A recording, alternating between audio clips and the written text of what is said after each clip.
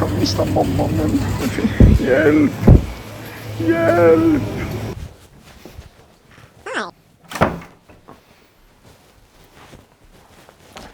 Ja, velkommen til Marius Larsen sitt kjøkken. I dag så skal vi lage litt lasagna.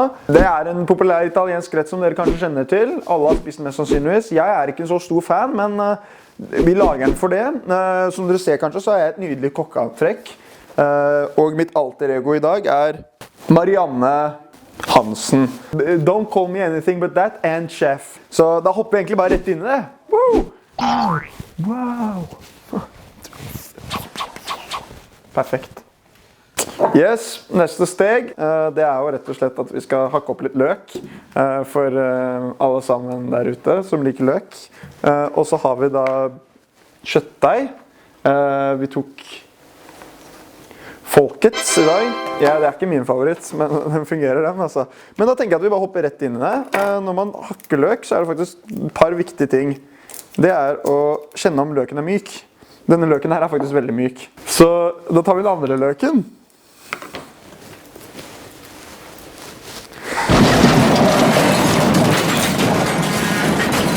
For begge løkene myke.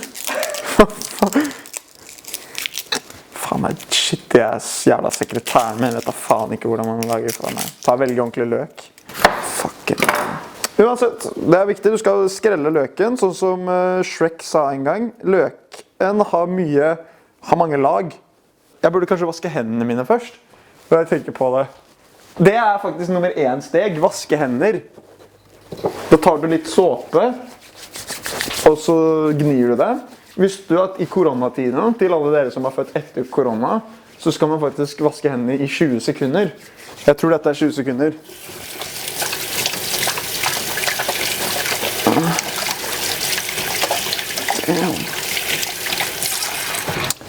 Jeg er en av de personene som vasker hendene sine med kaldt vann. Bare som at dere vet det. Fordi jeg tenker at den beste følelsen, det er når vannet er kaldt. Så da har vi skrellet den ene løken som vi skal bruke. Så kapper man den ned faktisk ned midten her. Sånn, da har vi 2 sider av løker. Det du gjør da, er at du putter inn horisontale linjer. Det er viktig at du ikke kutter helt igjennom disse horisontale linjene, fordi da ødelegger du hele sentrifugsystemet inni løken. Noe som gjør som at den faller sammen, og da blir det vanskeligere å kutte senere. Så dette her er jo da for å finhakke løken, fordi det er det vi skal gjøre nå faktisk. En gang så sa moren min til meg, løken skal alltid bli finhakket til du gråter. Så det var det hun sa da. Jeg vet ikke om dere har en mor. Min mor, hun sier sånt. Til alle dere uten mødre der ute, gjerne gi en shout-out til dem. Så det man gjør er at man bare kaster seg inn der. Se her nå. Se på disse fine terningene. Det er viktig at dere passer på fingrene deres for å kutte seg med kniven. Det gir deg blod. Til alle dere som... Åja, trigger warning. Vi bruker kniv i den videoen her. Hvis du ikke har fått med deg det. Det er veldig viktig at man holder seg helt konsentrert på kjøkkenet med ingen distraksjoner, fordi da blir det kaos. Do you give your girl...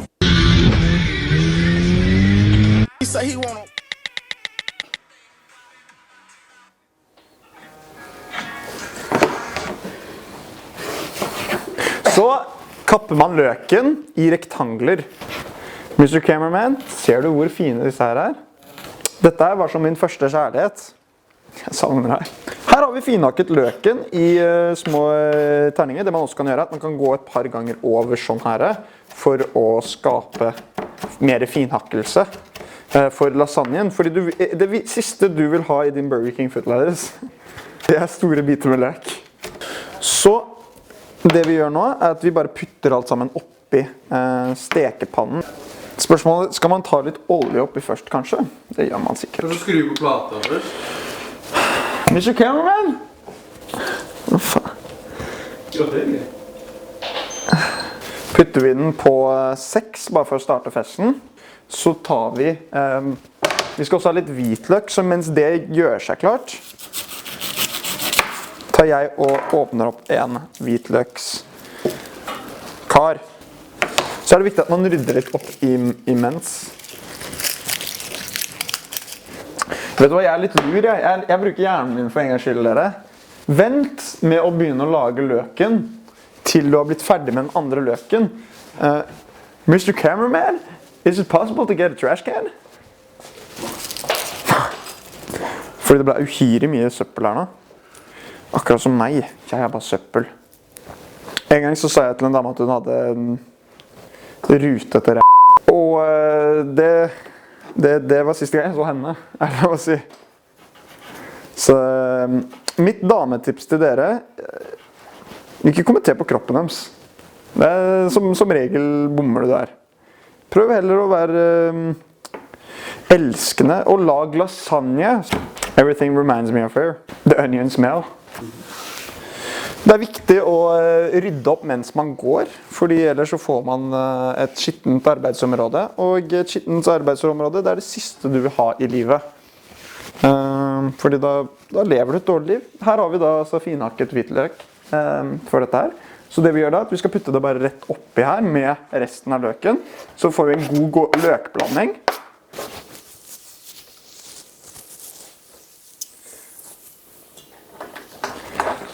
Wow! Hvor kom den her fra? Den passet jo perfekt til akkurat det jeg skal gjøre nå. Som sagt, viktig å putte bitte litt smør i toppen, som at du kan gjøre akkurat dette her. Dette er det kule. Det er det som får damene til å skrike. Er det lov å si?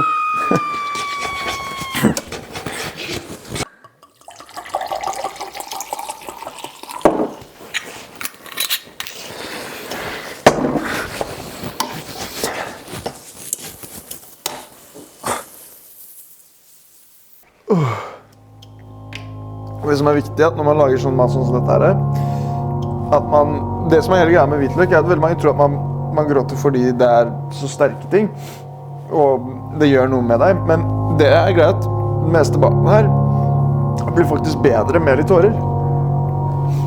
Så da putter man noen tårer oppi her. Så blir rett og slett alt dette mer saftig da.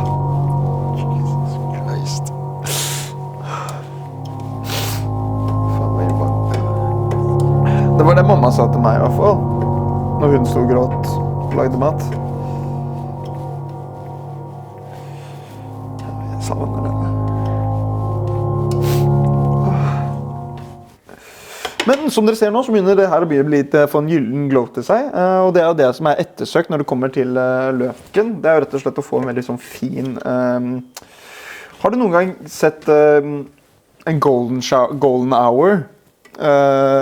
Det er litt den fargen eller den gløden man vil ha av løken, liksom, for å kunne, i det hele tatt, du vil ikke spise rå løk.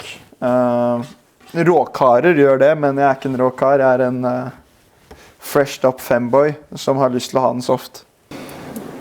Bro, what are you talking about, man? Så starter man egentlig bare å hakke opp kjøttdeigen. Og en ting jeg kommer til å gjøre senere, det er å legge inn litt ekstra fuktighet for å skape en ettertraktet tekstur på kjøttbitene mine. Som dere ser nå, så begynner det å bli litt brunt og godt inni her, som man helst vil ha det. Kjøttdeig er jo best servert brunt. Yes, nå har altså kjøttet her begynt å bli ganske fint og klart. Vi starter med da tomatsausen. Gjør bare sånn. Det vi gjør er at vi putter en god del saus oppi her.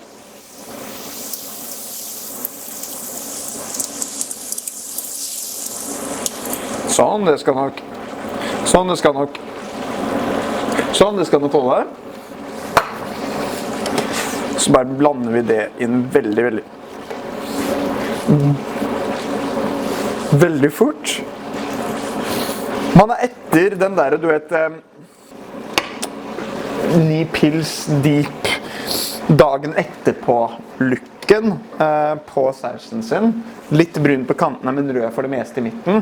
Og med noen klumper fra gårsdagens kebab. Så skal vi gå over til ingrediensene. Det vi skal ha der, skal vi ha litt mer av den her. For å skape riktig fyldig, skape litt mer fasthet. Det vi gjør er at vi putter en god del tomatpuré for å gi dem den gode smaken. Det er sånn cirka nok, det må bare ta det på øyemål. Du vet sånn som er chefs up in here, we know that. Når du kommer inn etter dette, så skal det være litt mer sånn shit, jeg burde gå til legen nå-looken. Så når det er godt og blandet inn, så skal det begynne å lukte litt som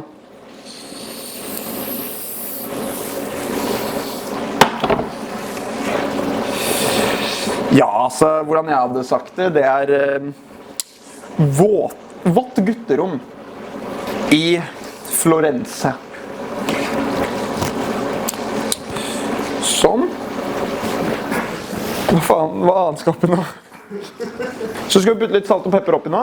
Her er det også litt sånn smak og behag. Det jeg liker å gjøre, er at jeg tar du tar liksom en god håndplate pepper der.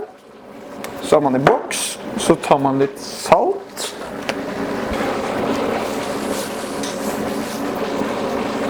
Altså, white people do be cooking med, når det kommer til salt og pepper, we do be loving that. Personlig, favoritt krydderet mitt er T Square 1989. It did happen.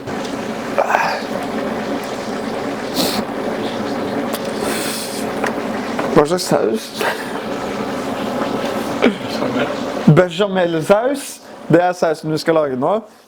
For det så trenger vi 4 ingredienser. Mel, melk, smør og sist, men ikke minst, aloe vera. Så det man gjør er at man starter med en god mengde smør. Da kapper av, man trenger 200 gram smør. Selvfølgelig er jeg en kokk, så jeg tar dette på øyemål.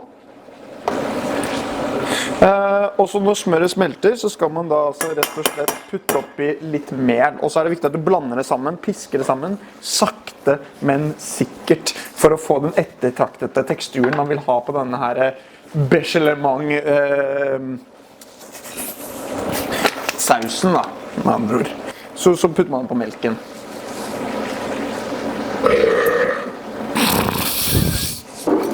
Ser du på Shameless? Selvfølgelig går det an å gå og drikke din tulling. Er det noe han dør? Nei.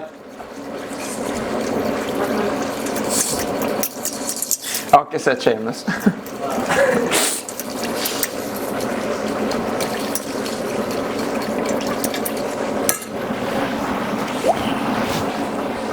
Så, nå har vi puttet 200 gram smør oppi her. Det vi skal gjøre da, er at vi skal putte en generøs mengde mel, mens jeg pisker det inn. Hvor mye mel? Eman. Hva er ønsket konsistens? Ønsket eksistens. Til alle der ute, se Neon Genesis Evangelia. Søk opp Hospital Scene på mobilen deres. Så kommer dere til å få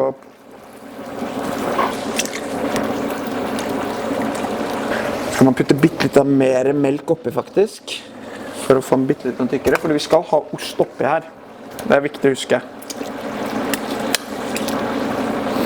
Hvis det blir litt søl underveis, så er ikke det noe problem. Det er det kjøkkenet er laget for. Feile, prøve og søl. Det var det de sa til meg når jeg gikk på universitetet. Jeg fikk 4 kvinner til å ha abort, men det er ikke så veldig viktig. Og ja, 2 av dem ville beholde.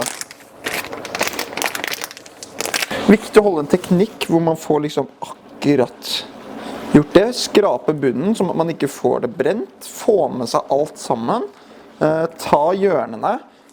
Hvis ikke, så får man da en litt sånn ikke-klumpet tekstur. Som du ser nå, så er det veldig mange klumper oppi her, og det er jo det man vil ha. Man vil jo helst ha klumpene.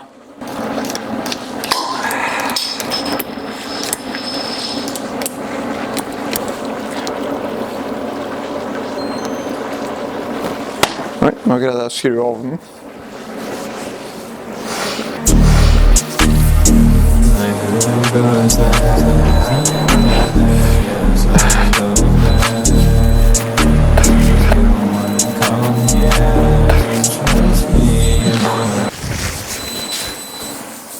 Viktig å rydde opp mens man går.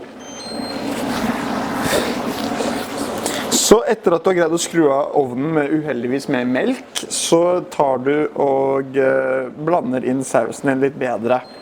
Så kan man begynne å putte opp i osten. Her har jeg bare tatt en halv pakke med Tine-ost, så da putter du bare litt oppi, og så får man den litt sånn cheesy, gode teksturen som man helst vil ha.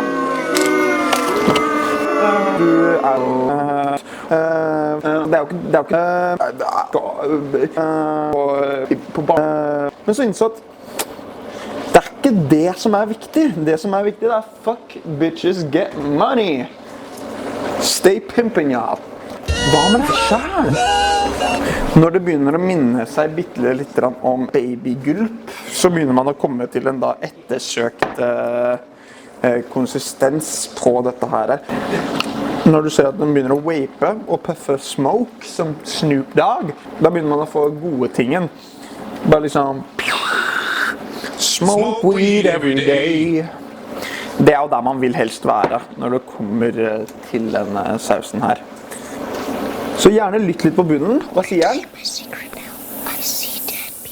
Jeg skal bli digg. Jeg er god. Og det er ikke noe problem å få litt sånn brun bunn. Igjen, brun is cool. Brun is cool. Hugh Babineau fra Breaking Bad. Så da er vi egentlig ferdig med den sausen her. Jeg er ikke seriøst for deg på telefonen. Bare smak på den.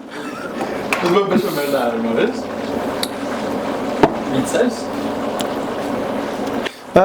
Så nå skal vi lage denne lasagnen her. Så først starter vi med å åpne opp lasagnen vår selvfølgelig.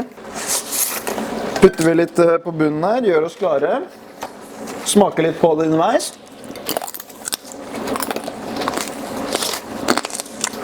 Så starter vi med hvitsausen vår da. Det er sånn helst du vil ha det. Og hvis noen andre prøver å si det, som Eivind Helstrøm, ikke hør på han. Han lyver.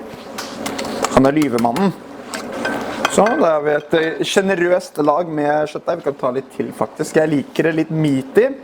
I show the meat to make me feel complete. Det er jo da I show speed dad sin diss track. Jeg vet ikke helt om dere her i Norge er caught opp med hva heter det, memes i The Americas. Akkurat nå så har vi en massive meme. Low taper fade. Wow, wow, wow. Tar vi litt ost.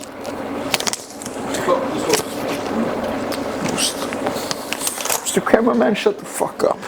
Som sagt, I am Marianne Hansen. And I'm the chef. Og ikke kall meg Marius Larsen 58 i dette kjøkkenet her. Du kaller meg Marijuana Hansen. Når du får spred sædmiksen litt mer rundt. Dette minner meg om backshots i Guadalupe. Til de som tar den. Og så hemmelig ingrediens. Jepp, kebab. Kebab dressing. Da må man bare get that spread going. Get that spread. Money spread. Bare i dag så har vi en lasagnas bread. For alle mine bad bitches. Jeg fikk akkurat komplimenter av Ivanka, som er in my bed right now. It's smelling good, boss. Fuck you, Mr. Cameraman. I will fuck you back! Remember to get the edges going. Edging kings. Så nå begynner vi egentlig å nærme oss slutten her. Ja.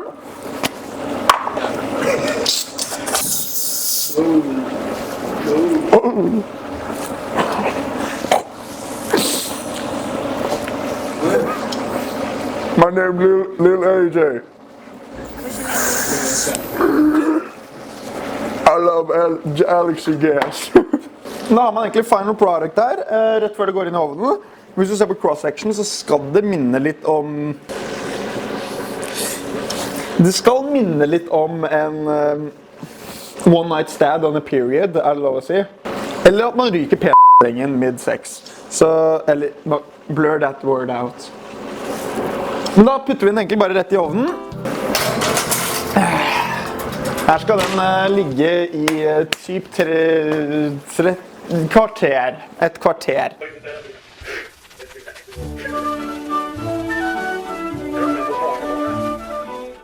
Yes, da den her ferdig. Som dere ser så har man ettertraktet en litt mer sånn charred topp, god crispy ost, en grei fast bunn, og så kjøttet som tilgjengelig. Så jeg vil nok si at dette her jo da en 10 ut av 10 lasagne, som ser svært fin ut. Så gjerne send den videre og del resepien, så skal vi bare, ja du vet, gå rett inn i det da. Yes. Men det jeg skulle si var at Eivind Høgsjø, du hadde aldri greid å lage dette her. Jeg mener jeg. Fordi alt han hadde sagt når jeg hadde bedt han om å lage maten, han hadde sagt jeg ikke kokken din. En ting som Eivind Høgsjø sa, som type cancel-worthy, var at han sa en gang på rød løper at det siste jeg vil ha her i livet, det en feit dame. Hei, Marius. Gi meg 2 sekunder. En ting jeg ikke liker, det folk. Men det et lite unntak på dette her, og det Lil B. The bass god. Lil B, the bass god. You know him, you got him. Put in a little insert. Her holder han. Lil B, the bass god. Skriver i these nuts. En ting jeg ikke stor fan av, det nyttårsforsett. Gjør hva du vil, gjør det du vil, gjør hvordan du vil. Sett noen målsetninger, men jeg synes at liksom, for meg så det veldig, ikke, altså det veldig viktig for meg å ikke liksom, putte en time frame. Jeg skal få til det når jeg får til det. Når du setter viljestyrken til det, så får du det til det. Og veldig mange ser på meg, og kanskje tror, altså, du ser ut som at du superflink til gitar, kan du spille noe, du sikkert flink til å tegne. Men jeg må være helt ærlig, jeg helt elendig på begge de tingene, og jeg elendig på masse ting. For det meste jeg gjør, så jeg elendig, men på det gjør som at jeg har muligheten til å bli god på det. Jeg har muligheten til å bli bedre, jeg har muligheten til å excel, jeg har muligheten til å utvikle en bedre evne av det jeg har lyst til å bli til. Jeg har 0, jeg har standard 0, men noen hadde sett på det som et negativt, men jeg ser på det som et positivt. Gjør det du vil, og hvis du dårlig på det, eller god på det fra før, spiller ikke noen rolle, bare pugg, gjør tiden din, putt inn arbeidet, så får du det til, og det det. Sånn som med matlagingen min her, se på denne fine lasagnen. Du skulle tro at det var en Grandiosa, men det ikke det. Det en lasagne, og jeg putter all det arbeidet jeg må inn, og det blir et fint resultat til slutt. Fordi jeg putter tiden inn, du så arbeidet jeg laget inn, og det gjør noe godt. Dette her by the way min... Her har du også mitt... Jeg har begynt å trene, eller altså... Det skjønt å trene, og det viktig at man putter inn arbeid, og som sagt, som tidligere. Men en ting som viktig at man... Eller jeg har et designert mål meg selv, og det her jo min dream physique. Gjerne Mr. Cameraman, putt opp et image. Som du ser så det veldig unikt, veldig fint, og dette hva jeg jobber for. Hvordan jeg oppnår det kanskje jeg tar en annen video, Marius vs. Winter Arc. Så det hvordan jeg oppnår denne fysikken her. Og ja, da trenger du å spise mye lasagne. Jeg har noen siste nyheter. Jeg flytter til Irland, så det kommer ikke noe med det første. På en god stund, så dette det siste dere ser meg. Insert See Me Again, tror jeg han heter, av Kanye West. Som sagt, jeg flyttet til Irland i en god periode. Det i forrige video så fikk jeg noen fanmail av en kar som heter Bully-T. Og Bully-T, han har... Jeg vil nok si at han har blitt en stalker, og han ser mest sannsynlig på denne videoen her, og jeg ønsker han rett og slett at han må stoppe. Og i dette øyeblikket nå så sitter han faktisk ute og tar bilder av meg i busken. Og jeg livredd, og jeg har security, og de i området, men han står i området hvor jeg ikke kan lovlig ta han for trespassing. Så jeg har ikke noe valg. Så jeg flytter til Dublin. Og jeg skal sørge da rett og slett for å ta med Mr. Cameraman, så dere kommer til å se meg, men dere ser ikke meg på det første. Men det fordi politiet, rett og slett. Jeg håper jeg sier dette mitt last try. Please, stopp! Jeg vil ikke. De mailene, de meldingene, de bilene med lysene du har sendt utenfor huset mitt, det ikke OK lenger. Det greit at jeg har fans, men det her begynner å dra seg. Nå, sånn helt seriøst så har vi faktisk lasagnen her. Dette her resultatet. Så jeg tenker at vi faktisk smaker på den og ser hva det Og hvordan det smaker.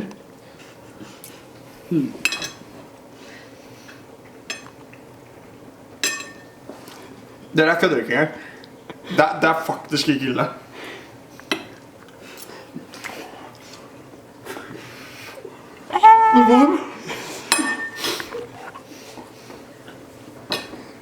Jeg kødder ikke engang smak. Jeg kødder ikke engang. Den er ganske grei.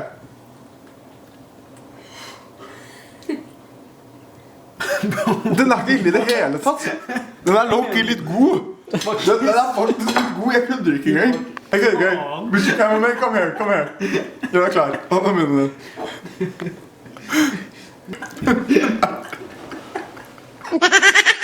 Jeg synes den er god. Carl la krem. Jeg liker ikke lasagne, men jeg liker dette her. Og det er fordi jeg er en profesjonell kokk. Jeg gjør dette hver dag, og det er jo det som er skjermen. Unn deg en god lasagne, unn deg en god bitch, unn deg litt baida. Og unn deg kjærlighet. Takk. Nei.